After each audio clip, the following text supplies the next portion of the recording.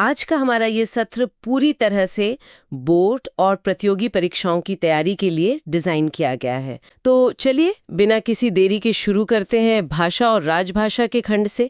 प्रश्न संख्या 1, भारत की राजभाषा कौन सी है? Option A Urdu, option B Hindi, option C Angrezi या ऑप्शन डी संस्कृत। मतलब यहाँ साफ तौर पर सरकारी कामकाज की भाषा पूछी जा रही है। देखिए, अक्सर छात्र राष्ट्रभाषा और राजभाषा में उलझ जाते हैं। उर्दू और संस्कृत तो वैसे भी बाहर हो गए। अंग्रेजी सह राजभाषा है, इसलिए संविधान के अनुच्छेद 343 के अनुसार सही उत्तर है ऑप्शन बी। एकदम सही। आगे बढ़ते हैं। प्रश्न संख्या 2 पर किसी सीमित क्षेत्र में बोली जाने वाली स्थानीय भाषा को क्या कहते हैं? ऑप्शन ए राष्ट्रीय भाषा, ऑप्शन बी राजभाषा, ऑप्शन सी उपभाषा, ऑप्शन डी बोली। राष्ट्रीय और राजभाषा तो बहुत बड़े स्तर की हो गई। उपभाषा का क्षेत्र भी थोड़ा बड़ा होता है, तो जो बिल्कुल सीमित क्षेत्र में हो, सही उत्तर है ऑप्शन डी। सही कहा। अब है प्रश्न संख्या 3।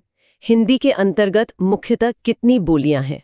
Option A 15, option B 17, option C 18, option D 22। इसमें अक्सर बच्चे 18 और 17 में कंफ्यूज होते हैं, है ना? हाँ, कई पुरानी किताबों में 18 लिखा है, पर आधुनिक मानकीकरण के हिसाब से मुख्य रूप से 17 ही मानी जाती हैं।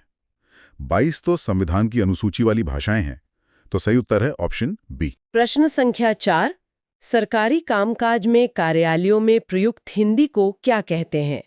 ऑप्शन ए साहित्यिक हिंदी, ऑप्शन बी बोलचाल की हिंदी, ऑप्शन सी कार्यालयी हिंदी, ऑप्शन डी इनमें से कोई नहीं। साहित्य और बोलचाल की भाषा दफ्तरों में नहीं चलती, क्योंकि वहां स्पष्टता चाहिए होती है, तो नाम से ही बिल्कुल स्पष्ट है। सही उत्तर है ऑप्शन सी। प्रश्न संख्या 5, उत्तम पुरुष में लिखा गया व्यक्तिगत नाम से संबोधित सरकारी पत्र क्या कहलाता है?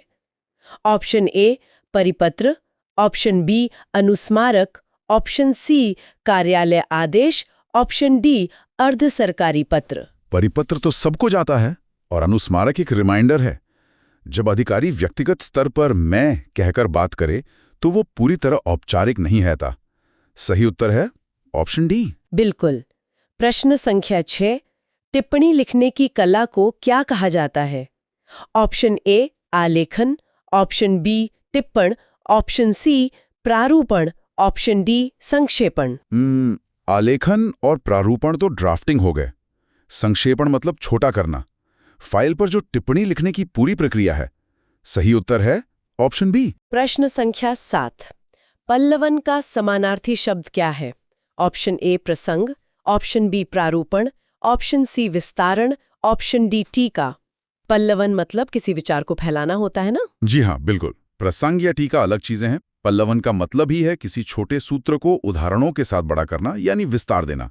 सही उत्तर है ऑप्शन सी। प्रश्न संख्या 8, संक्षेपण को अंग्रेजी में क्या कहते हैं?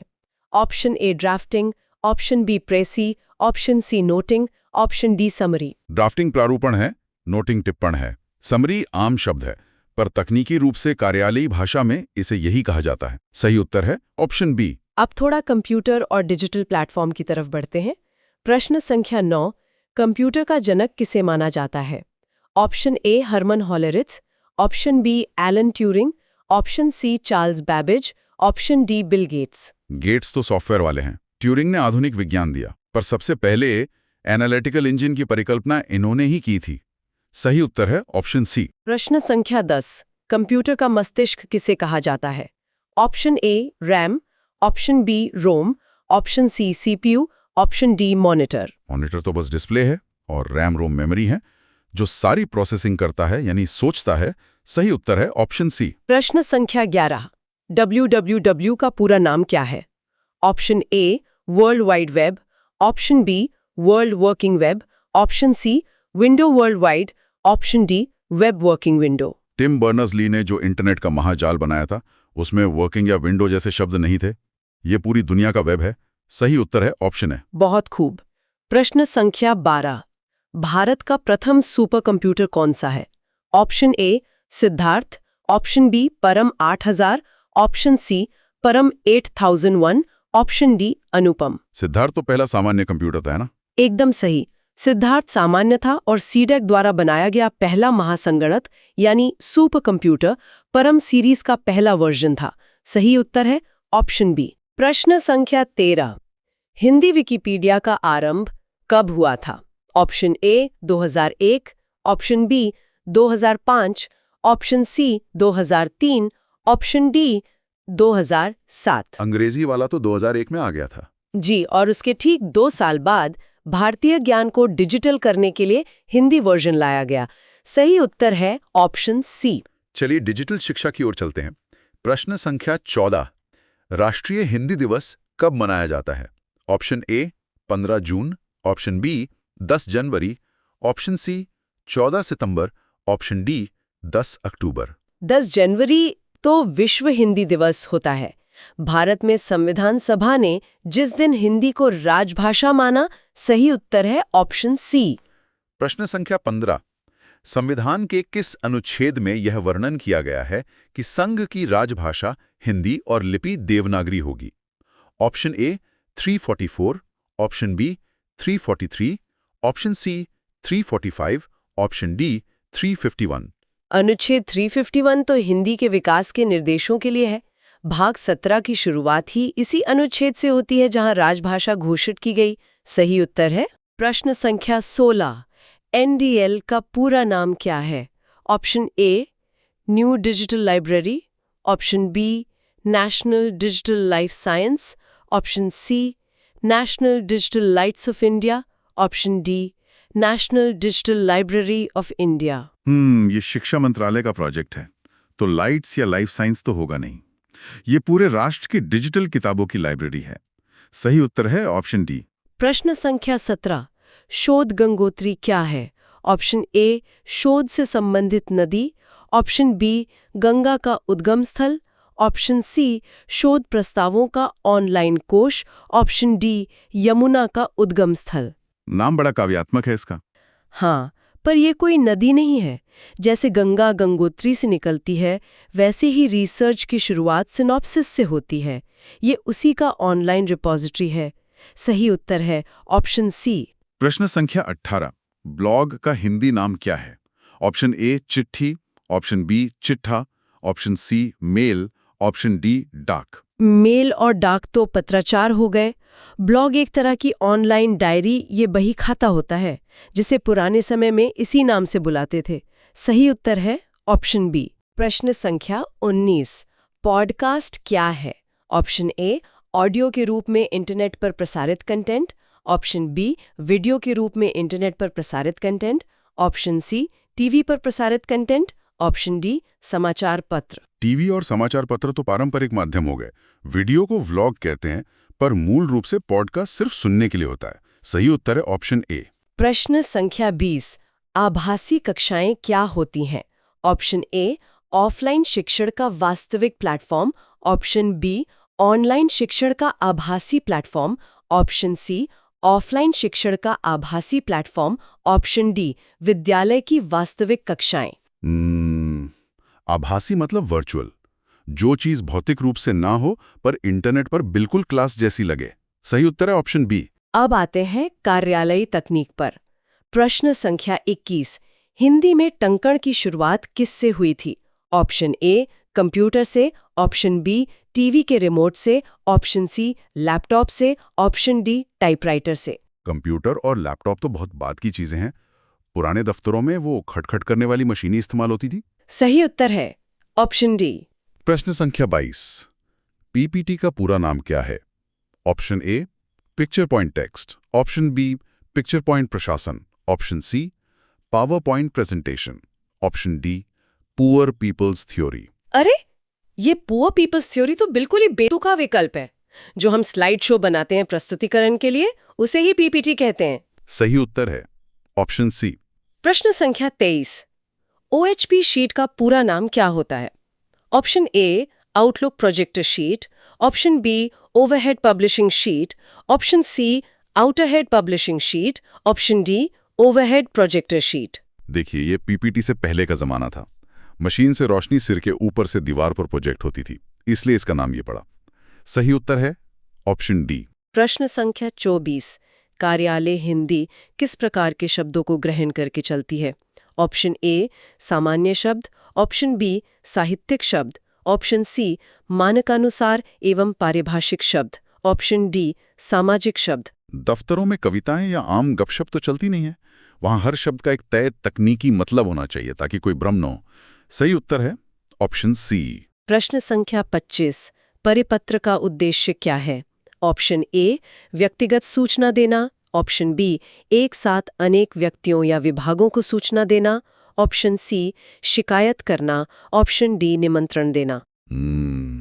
परी का मतलब ही होता है चारों ओर। तो जो पत्र एक ही बार में सबको भेज दिया जाए वो परिपत्र या सर्कुलर होता है। सही उत्तर है ऑप्शन बी। प्रश्न संख्या 26। ईमेल का हिंदी रूप क्या है? ऑप्शन ए त्वरित पत्र, option B fax, option C विद्युत पत्र, ऑप्शन डी संदेश। इलेक्ट्रॉनिक के लिए हिंदी में शुद्ध शब्द विद्युत इस्तेमाल होता है और मेल के लिए पत्र। सही उत्तर है ऑप्शन सी। प्रश्न संख्या 27। अधिसूचना कहाँ प्रकाशित होती है? ऑप्शन ए व्यक्तिगत पत्र में, ऑप्शन बी समाचार पत्र या राजपत्र में, ऑप्शन सी पुस्तक में, ऑप्शन डी डायरी में। कोई भी सरकारी नियम तब तक लागू नहीं होता जब तक वो पब्लिक डोमेन में यानी गजट या प्रमुख अखबारों में न छप जाए। सही उत्तर है ऑप्शन बी।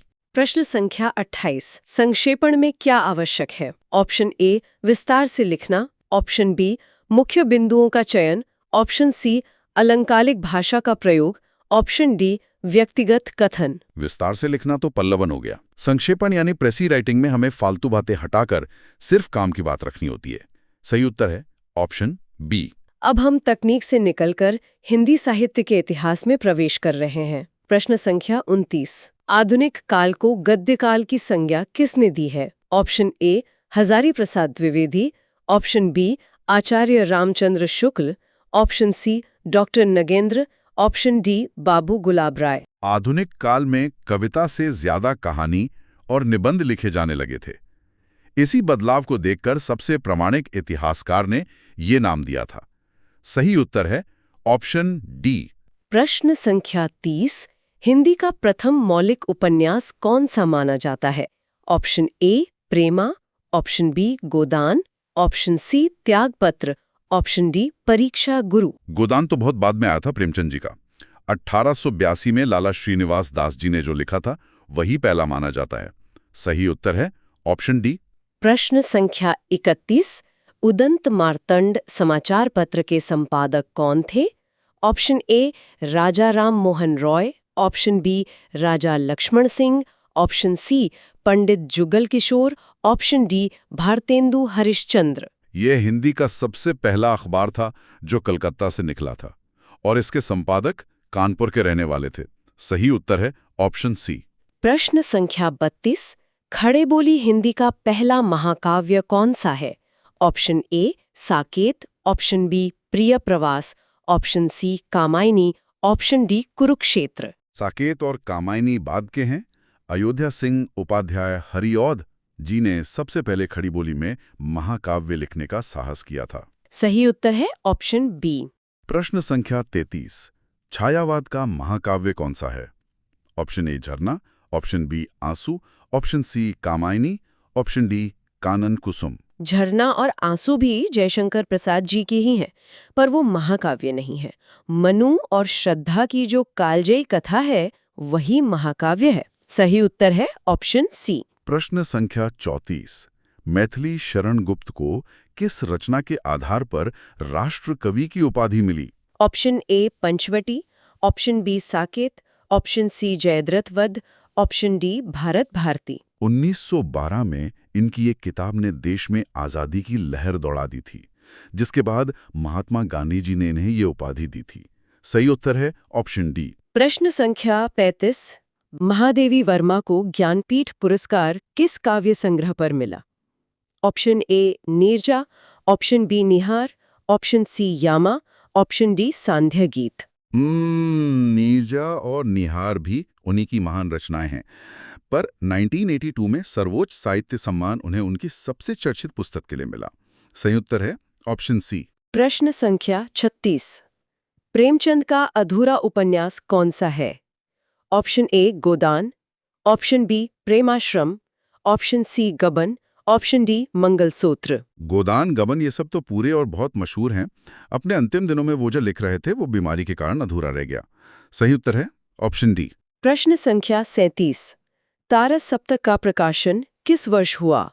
ऑप्शन ए 1943 ई, ऑप्शन बी 1951 ई, ऑप्शन सी 1959 ई, ऑप्शन डी 1979 ई। यहीं से प्रयोगवाद की शुरुआत मानी जाती है। अज्ञे जी के संपादन में ये आजादी से ठीक पहले प्रकाशित हुआ था।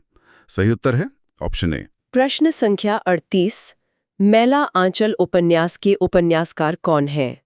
Option A Premchand, option B Phanishwar Nath Renu, option C Agyeya, option D Ramkumar Verma. ये हिंदी का पहला और सबसे मशहूर आंचलिक उपन्यास है जिसमें पूर्णिया जिले की कहानी है। इसके रचयिता रेणु जी हैं। सही उत्तर है ऑप्शन बी। अब हम अंतिम खंड की ओर हैं, जहां कुछ मिश्रित तकनीकी प्रश्न हैं। प्रश्न संख्या 39। अशोक के फूल किस विधा की रचना है? ऑप्शन ए उपन्यास, ऑप्शन बी आलोचना, ऑप्शन सी निबंध, ऑप्शन डी नाटक। हजारी प्रसाद द्विवेदी जी ने इसमें संस्कृति और प्रकृति का बहुत गहराई से विश्लेषण किया है, पर ये कोई कहानी नहीं है।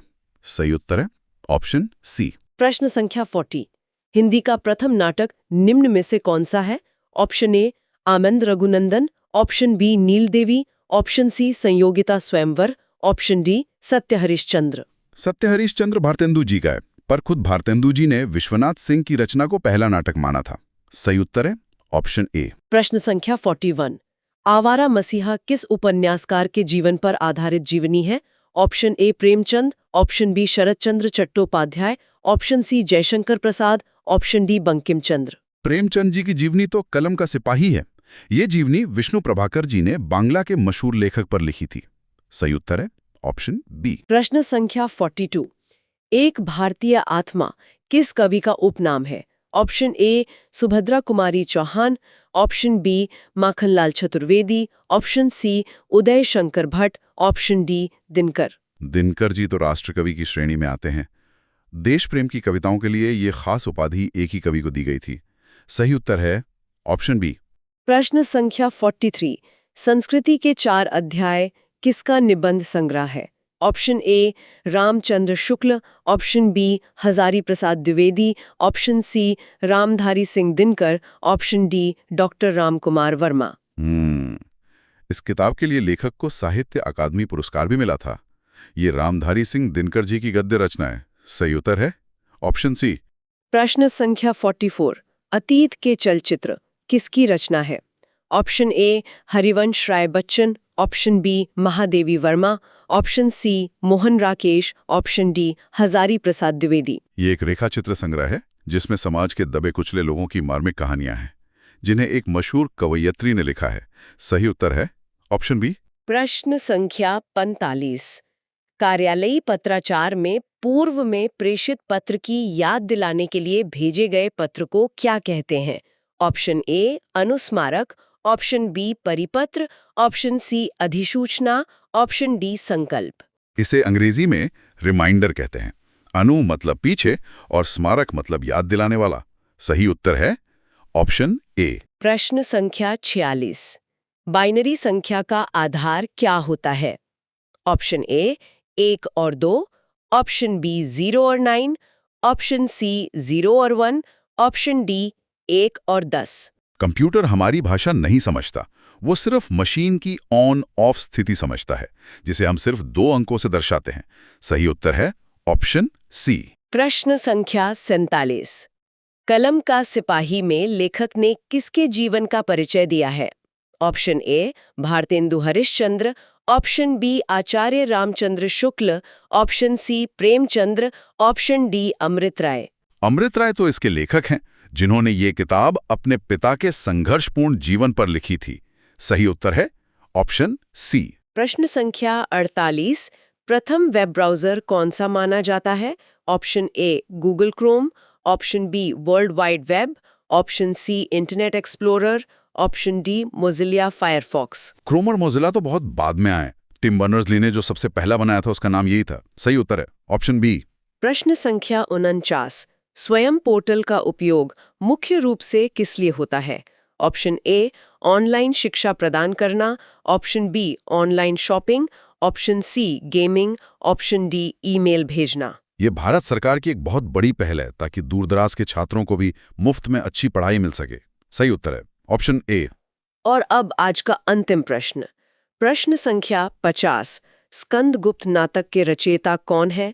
Option A Bharatendu Harishchandra, option B Jaishankar Prasad, option C Shankar Shesh, option D Sarveshwar Dayal Saxena. ऐतिहासिक नाटकों की जो एक बहुत समृद्ध परंपरा शुरू हुई थी, चंद्रगुप्त और स्कंदगुप्त जैसी रचनाएं उसी का हिस्सा हैं। सही उत्तर है ऑप्शन बी। कमाल है, हमने पूरे 50 वस्तुनिष्ठ प्रश्नों का विश्लेषण बिना क्रम तोड़े सफलता के साथ पूरा कर लिया। जी बिल्कुल। और जाने से पहले मैं छात्रों के लिए एक अंतिम विचार जरूर छोड़ना चाहूंगा। हाँ बिल्कुल, बताइए। देखिए, आज हमने टाइपराइटर से लेके आभासी कक्षाओं तक और प्रथम नाटक से लेके डिजिटल शोध गंगोत्री तक का सफर तय किया है। छात्रों को स्वयं विचार करना चाहिए कि क्या भविष्य में हमारी भाषा और साहित्य पूरी तरह से कृत्रिम बुद्धिमत्ता और 0-1 की बाइनरी के इर्द गिर्द सिमट जाएंगे, या मानवीय संवेदनाओं का जो पल्लवन है वो सदैव उसका आधार बना रहेगा। ये वाकई एक बहुत ही गहरा और सोचने पर मजबूर कर देने वाला सवाल है। छात्रों, आप इस पर जरूर विचार कीजिएगा। इसी के साथ हम इस ऑडियो ओवरव्यू को यहीं समाप्त करते हैं। आप सभी को आपकी आगामी परीक्षाओं के लिए ढेरों शुभकामनाएं। सीखते रहिए और आगे बढ़ते रहिए।